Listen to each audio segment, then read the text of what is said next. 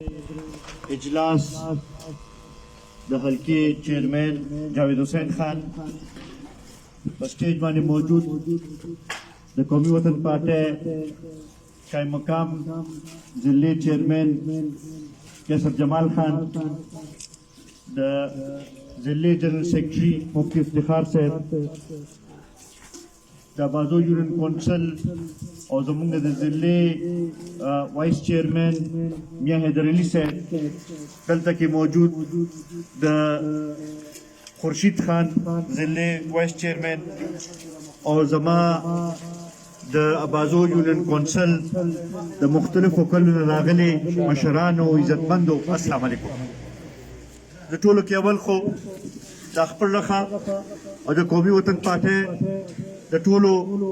مشرانو رخه د ټولو کارکنانو رخه کم عزتمند مشرانو نن موږ سره په قومي وطن پارټۍ کې شمولیت اختیار کړو چې په هغې کې د پی ټي آی نه بختیار علي شاه، نورجهان شاه، د این پي نه فواد خان، خالد الرحمن خان، د پی ټي آی نه سلام خان، عامر خان او د هغوی نور ګڼ شمېر کوم عزتمند مشران چې دي هغوی ته هرکلی وایم او دا یقینداني ول ورکومه چې هغوی یو صحیح فیصله کړې ده. انشاءالله یو ځای به د پښتون قام د ترقۍ د سوکالۍ لپاره جدوجهد به کوو به او انشاءالله دا کام به د ترقۍ په لار روانو به. دا موږ لپاره ډېر د خوشحالۍ خبره ده چې د حکومتي پارټۍ نه خلک راځي او موږ سره شاملېږي په داسې وخت کې چې نه موږ سره اقتدار شته، نه موږ سره د اسمبلی ممبرۍ شته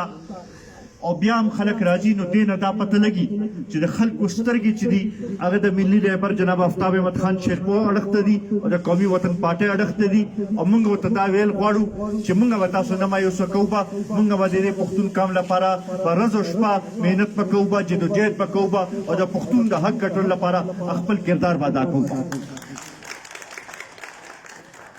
عزتمندو، نننی دا میټینګ چونکې د شهید وطن حیات محمد خان شیرپور د 45 کلیزې په سلسله کې دی. شهید وطن حیات محمد خان شیرپور کردار، د هغوی جدوجهد، د هغوی قرباني هیڅ چا نه پټه نه ده. هغه په ډېر لږ وخت کې داسې طریقې سره د خلکو زړونو کې ځان له ځای جوړ کړی چې 45 کاله تېر خو خلک یې همغه شانتې یاد ساتي چې لکه پرون هغه مونږ کې موجود هغه چې قرباني ورکړې یم دې قوم لپاره یې ورکړې دې پښتنو لپاره یې ورکړې د هغه چا سره څه دښمني نه وه، چا سره په څه خبرې باندې څه تنازع نه وه، خو صرف دا و چې هغه د دې غریبانانو د دې پښتنو حق یې غوښتلو،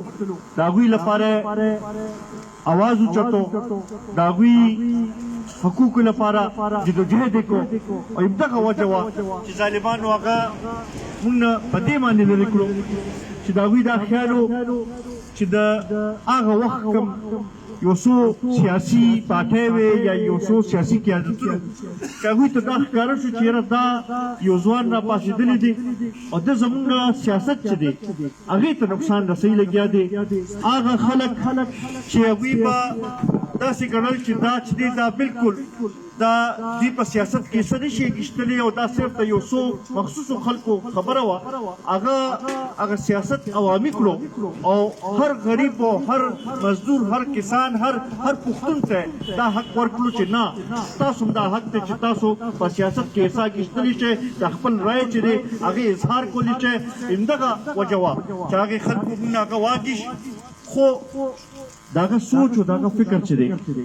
هغه موږ نه څوک نشي اخیستلی او همدغه 45 کاله داسې نه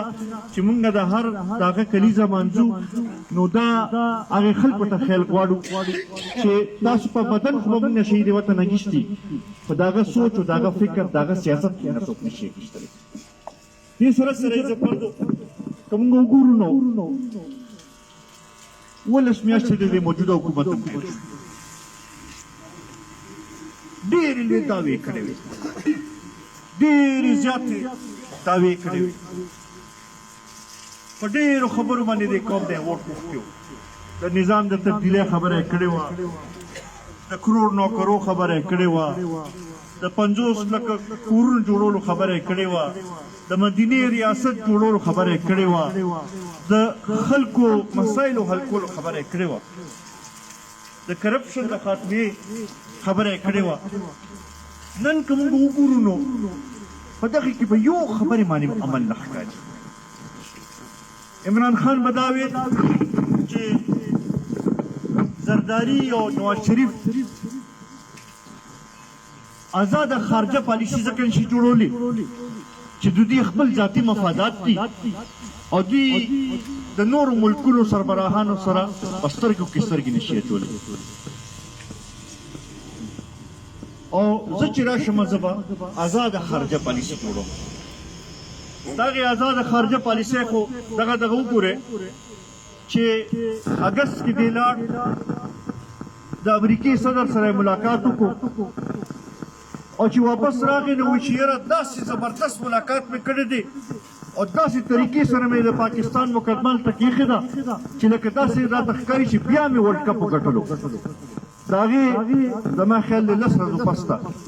کشمیر کې چې څه وشو ستاسو مخامخ کې دا د هغې ملاقات په نتیجه کې اخیستل شوي د آزاد خارجه پالیسۍ دین هم تاسو وګورئ چې د ملیشیا صدر مهاتیر محمد سره او د ترکی صدر اردوګان سره یو ځای د کانفرنس کې خبرو چې د مسلمان ملکونو اواز صحیح طریقې سره د هغې ترجماني کول پکار خو چې سعودي ورته لږه ګوته وخوځوله نو هغې دغه ته کانفرنس ته په خپله خو څه پرېږدی وفد یې مونه لېږل نن که موږ وګورو نو په هغې حوالې سره موږ ټولو ملکونو کې یوازې پاتې شو بیا ده به ویل چې زه به قرض نه اخلم کشکول به نه ګرځوم او وی IMF ته که لاړم به نه خودکشي به کوم IMF هغه قرضه یې مو واخیستله خودکشي خو موږ ونه لیدله خو زمونږ ټوله معاشي پالیسي چې ده هغه هم IMF ته حواله کړه داسې ځکه نورو حکومتونو دا کار نه و کړی د سټیټ بینک گورنر هم د IMF نه ولګېد وزیر خزانه هم د IMF نه ولګېد ډپټي گورنر هم چې دی هغه هم دلته نه ولګېد او د هغې نتیجه دا شوه چې هغوی کومې پالیسۍ جوړې کړې په هغې کې د عوامو د مفاداتو څه نشته د عوامو د مفاداتو تحفظ نشته نن همدغه وجه ده چې ګراني داسې ځای ته ورسېدله چې د هر چا د وس نه پار وتله روزانه په بنیاد باندې کار تاسو د وړو قیمتونه ګورئ که د غوړو قیمتونه ګورئ که د چینو قیمتونه ګورئ که د بجلۍ قیمتونه ګورئ که د دوایانو قیمتونه ګورئ د تیلو قیمتونه ګورئ روزانه په بنیاد باندې زیاتېږي لګیا داسې موږ چېرته نه وکتلی شي داسې قسمه اضافه او داسې دغه شي او چې ده نه تپوس وکړي وایي چې یاره لږ صبر وکړه لږ صبر وکړه په خپله وایي چې د مدینې ریاست په زه قایموم داسې ویلي دي تاسو اورېدلی دی په خپله کې نو د مدینې ریاست خو که تاسو وګورئ د هغې بنیاد خو که موږ د حضرت ابوبکر صدیق مثال واخلو